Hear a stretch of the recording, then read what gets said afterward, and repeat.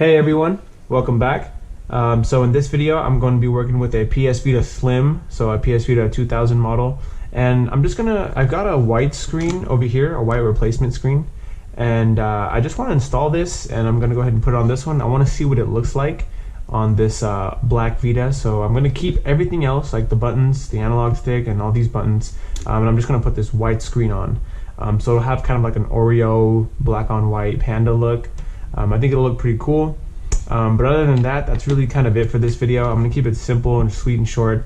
If you want to know how to replace a PS Vita screen, I actually already have a video for that, so you can check that video out. And this one's going to be more of kind of just like a, I guess, for your entertainment type of video.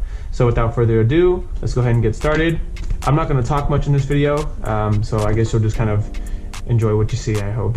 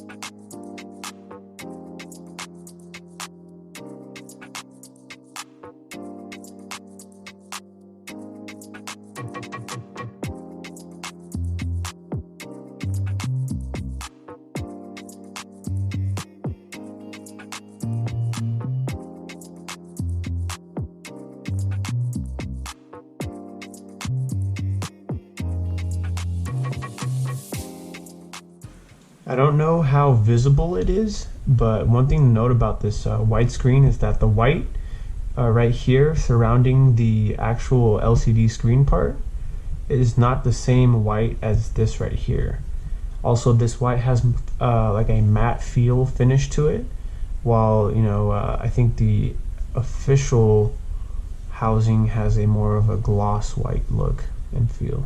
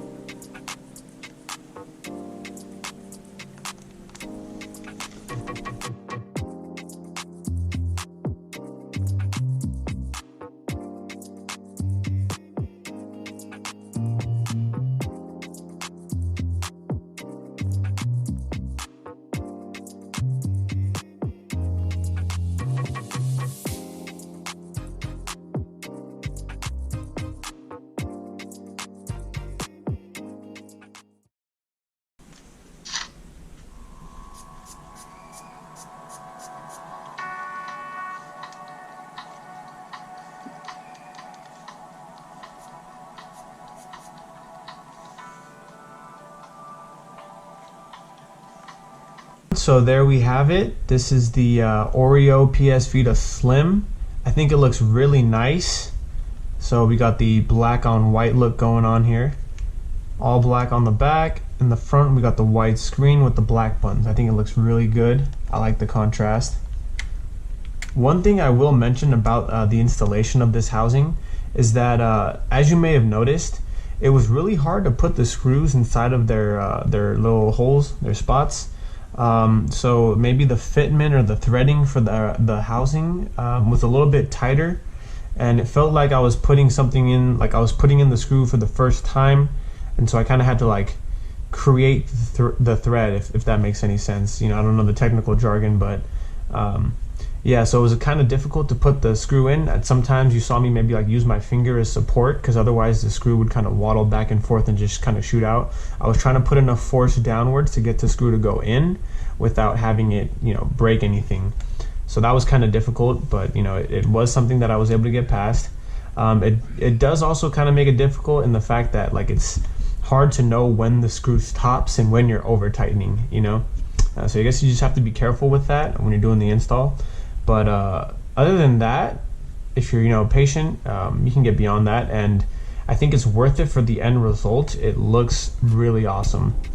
So I hope you guys enjoyed this video. Found it educational or maybe even just entertaining.